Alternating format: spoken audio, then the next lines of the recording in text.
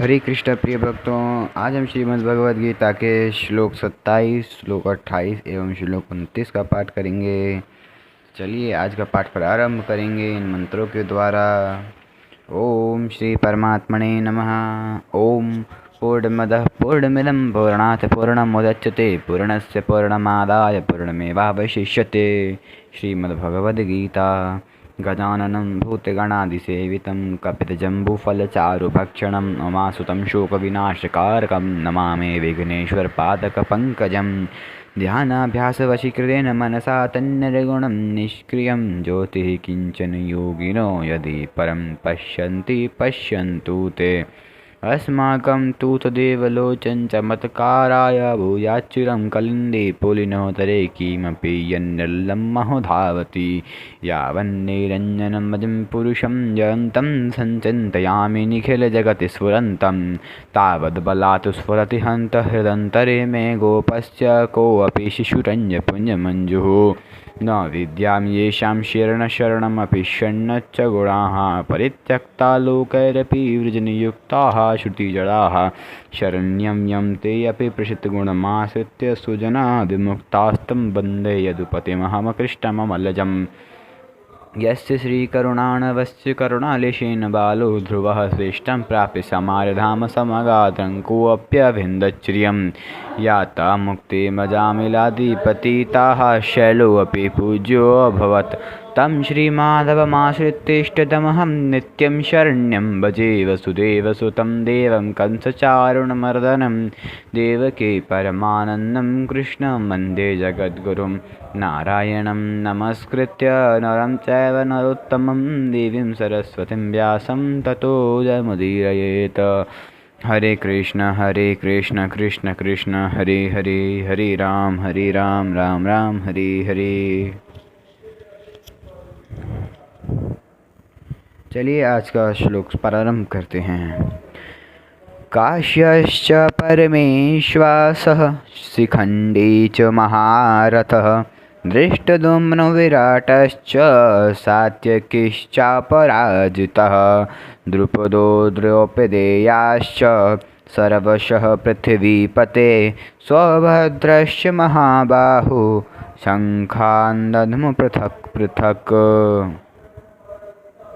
इसका शब्दार्थ जानते हैं। पृथ्वीपते हे राज अर्थात हे राजन, परमेश्वासः श्रेष्ठ धनुष वाले, काश्यः काशीराज, च और महारथः महारथी, शिखंडी च तथा धृष्टद्युम्नः धृष्टद्युम्न च एवं विराटः राजा विराट च और अपराजितः अजेय सात्यकी द्रुपदः राजा द्रुपद च और द्रौपदेयाः द्रौपदी के पांचों पुत्र च तथा महाबाहु लंबी लंबी भुजाओं वाले सुभद्रा पुत्र अभिमन्यु, इन सभी ने सर्वशः सब ओर से पृथक पृथक अलग अलग अपने अपने शंख दधमु बजाए। हरे कृष्ण। अब हम व्याख्या जानेंगे इस पूरे श्लोक की। काश्यश्च परमेश्वासः शिखण्डी च महारथः धृष्टद्युम्नो विराटश्च सात्यकिश्चापराजितः द्रुपदो द्रौपदेयाश्च सर्वशः पृथ्वीपते सौभद्रश्च महाबाहुः शङ्खान् दध्मुः पृथक् पृथक्। व्याख्या। महारथी शिखंडी बहुत शूरवीर था। यह पहले जन्म में स्त्री काशीराज की कन्या अम्बा था और इस जन्म में भी राजा द्रुपद को पुत्री रूप से प्राप्त हुआ था। आगे चलकर यही शिखंडी स्थूनाकर्ण नामक यज्ञ से पुरुषत्व प्राप्त करके पुरुष बना। भीष्म जी इन सब बातों को जानते थे और शिखंडी को स्त्री ही समझते थे। इस कारण वे इस पर बाण नहीं चलाते थे।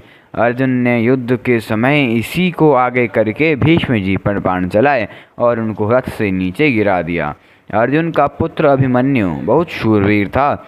उसके युद्ध के समय इनसे द्रोण निर्मित चक्रव्यूह में घुसकर अपने पराक्रम से बहुत से वीरों को संहार किया।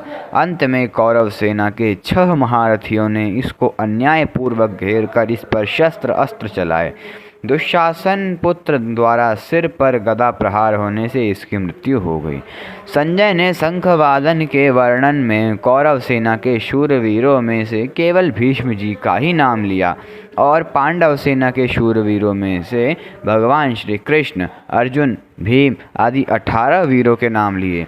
इससे ऐसा प्रतीत होता है कि संजय के मन में अधर्म के पक्ष कौरव सेना का आदर नहीं था, इसलिए वे अधर्म के पक्ष का अधिक वर्णन करना उचित नहीं समझते, परंतु उनके मन में धर्म के पक्ष पांडव सेना का आदर होने से और भगवान श्री कृष्ण तथा पांडवों के प्रति आदर भाव होने से वे उनके पक्ष का ही अधिक वर्णन करना उचित समझते हैं और उनके पक्ष का वर्णन करने में ही उनको आनंद आ रहा है।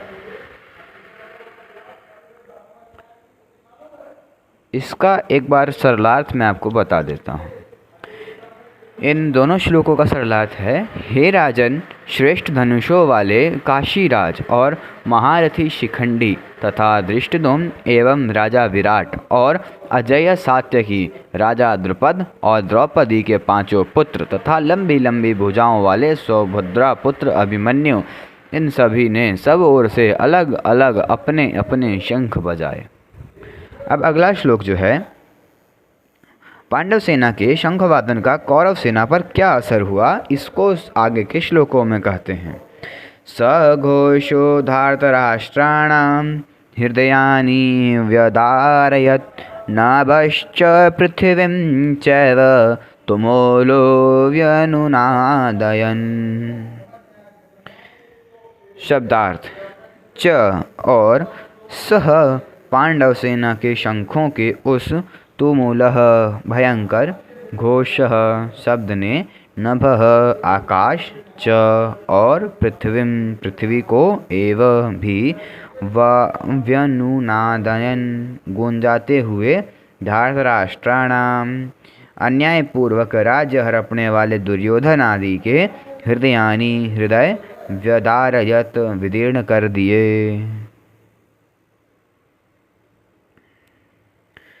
इस श्लोक की व्याख्या, सघोषो धार्तराष्ट्राणां हृदयानि विदारयत् नभश्च पृथिवीं चैव तुमूलो व्यनुनादयन्। व्याख्या, पांडव सेना की वह शंख ध्वनि इतनी विशाल, गहरी, ऊंची और भयंकर हुई कि उस ध्वनि प्रतिध्वनि से पृथ्वी और आकाश के बीच का भाग गूंज उठा।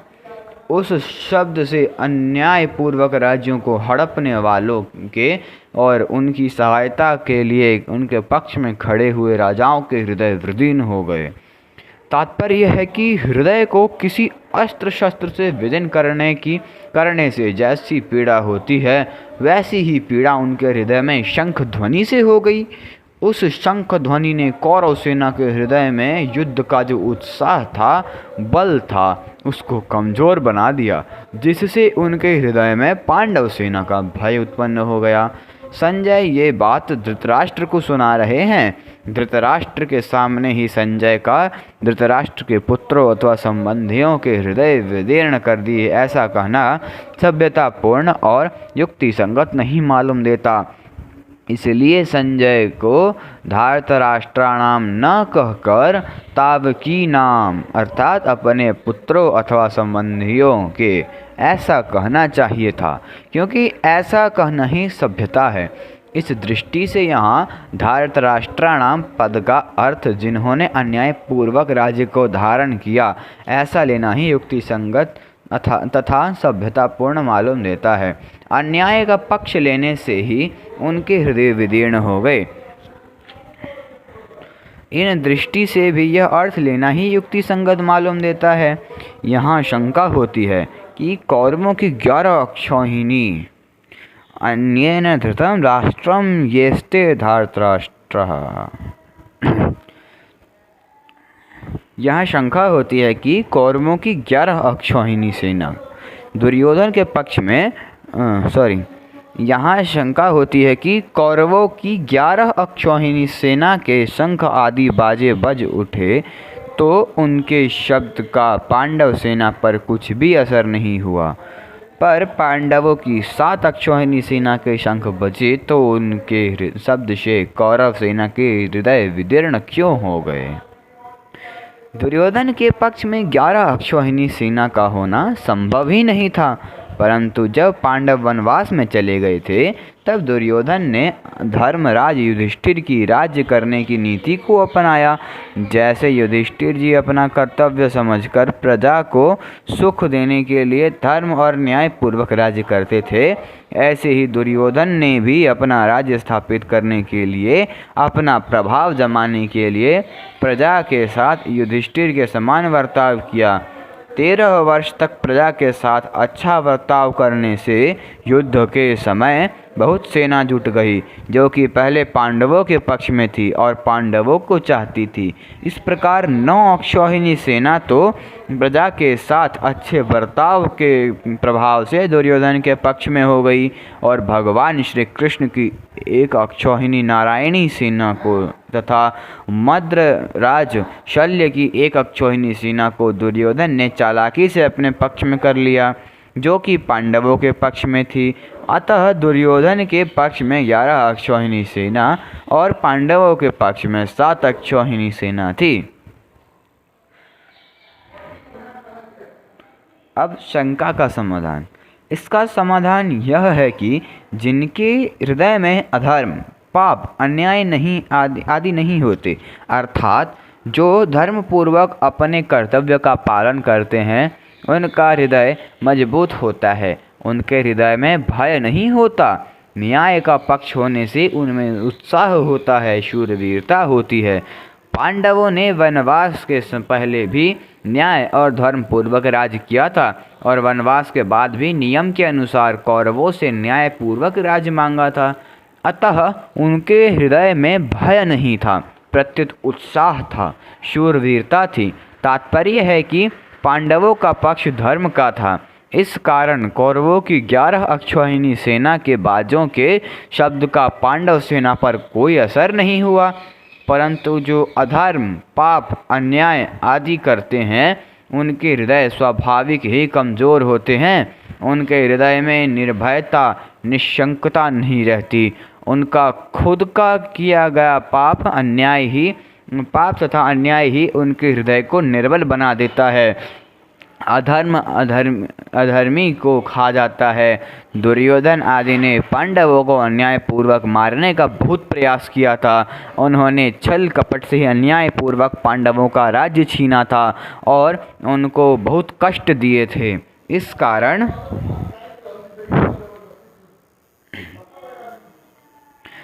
कारण उनके हृदय कमज़ोर, निर्बल हो चुके थे।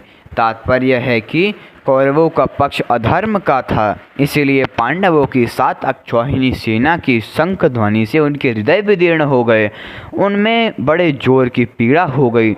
इस प्रसंग से साधक को सावधान हो जाना चाहिए कि अपने द्वारा अपने शरीर, वाणी, मन से कभी भी कोई अन्याय और अधर्म का आचरण न हो। अन्याय और अधर्म युक्त आचरण से मनुष्य का हृदय कमज़ोर होता है, निर्बल हो जाता है, उसके हृदय में भय पैदा हो जाता है। उदाहरणार्थ, लंकाधिपति रावण से त्रिलोकी डरती थी। वही रावण जब उधर देखता है, मानस में यह चौपाई है, सून बिन 10 कंदर देखा, आवा निकट जाति के बेशा, जाके डर सुर असुर डराई, निसी न नींद दिन अन्न न खाई। इसलिए साधक को चाहिए कि वह अन्याय, अधर्म युक्त आचरण कभी न करे। हरे कृष्णा। हमारा आज का यह श्लोक संपूर्ण हुआ। अब हम अगले वीडियो में जिस श्लोक के बारे में पढ़ेंगे, धृतराष्ट्र ने पहले श्लोक में अपने और पांडु के पुत्रों के विषय में प्रश्न किया, उसका उत्तर संजय ने दूसरे श्लोक से 19वें श्लोक तक दे दिया। अब संजय भगवत गीता के प्राकट्य का प्रसंग आगे के श्लोक से आरंभ करते हैं। अथ व्यवस्थितान् दृष्ट्वा धार्तराष्ट्रान् कपिध्वजः प्रवृत्ते शस्त्रसम्पाते धनुरुधम्य पाण्डवः ऋषिकेशं तदा वाक्यमिदमाह महीपते। इसमें 20वां श्लोक पूर्ण है तथा 21वें श्लोक आधा है। आपने अभी तक वीडियो को लाइक कर दिया होगा, तो अगर आपने लाइक नहीं किया तो लाइक कर दीजिए। अगर आपने पिछले श्लोक नहीं सुने हैं तो डिस्क्रिप्शन बॉक्स में पिछले 3 श्लोकों के लिंक है, वहां से आप सुन सकते हैं। अगर आपने चैनल को सब्सक्राइब नहीं किया तो चैनल को अवश्य से सब्सक्राइब कर लीजिएगा। हरे कृष्णा।